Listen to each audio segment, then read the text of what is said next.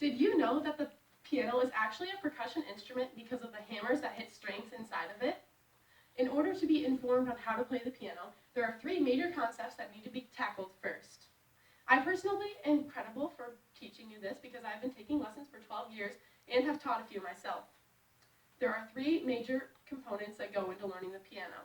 Learning the notes on the piano, the different components of sheet music, and the different notes on the staff. According to basicmusictheory.com, there are 7 white keys, as you can see right here. 1, 2, 3, 4, 5, 6, 7. Those are the notes A through C. Now you may notice that there are sets of 2 black keys and 3 black keys. Those make it way easier to figure out what the notes are. C is the white key before the 2 black notes, and from there you can find the rest. Now you may be wondering, what on earth are these black notes for? Well, they're called sharps and flats. A sharp is from a white key to the right of a white key. So that would be C sharp. And a flat is from a white key to the left of it, which would be a flat. So some of them are both sharp and flat. This one would be D flat and C sharp. There are also, all of these sharps and flats create different keys in songs, which is just different heights of playing and like higher and lower notes. They also can form chords with more than one note playing at a time, which can be either major or minor. Major is happy and minor is sad. Now that we know the notes on the piano, we have to learn the different components of music.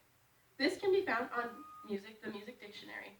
There are 2 different clefs that we have to learn, the bass clef and the treble clef. Treble clef is played from middle C, the middle note on an 88-key piano, and up, which is all the pretty high stuff. And bass clef plays the lower notes from middle C down. Now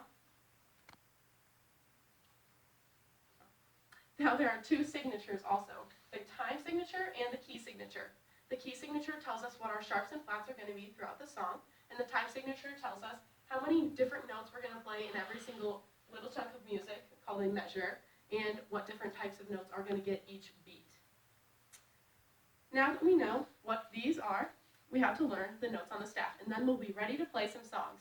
According to livingpianos.com, there is middle C, which is in the very middle of the entire piano, and it's also referred to as C4 sometimes because it is the 4th C note on the piano.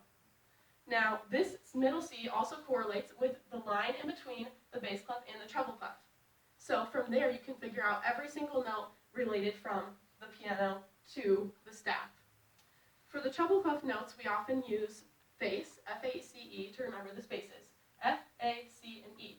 For the lines, we do every good boy does fine. And for the bass clef spaces, we have all cows eat grass. And for the bass clef lines, we have great big dogs from Alaska. These take a little bit of practice, but afterwards they're really helpful. Now that we know all of these things, we can begin playing. It is tough because everybody wants to start playing right away, but these are very key factors in being able to play the piano. Often it is thought that playing the piano is very difficult, but if you just put in a little time and effort, you can become great musicians.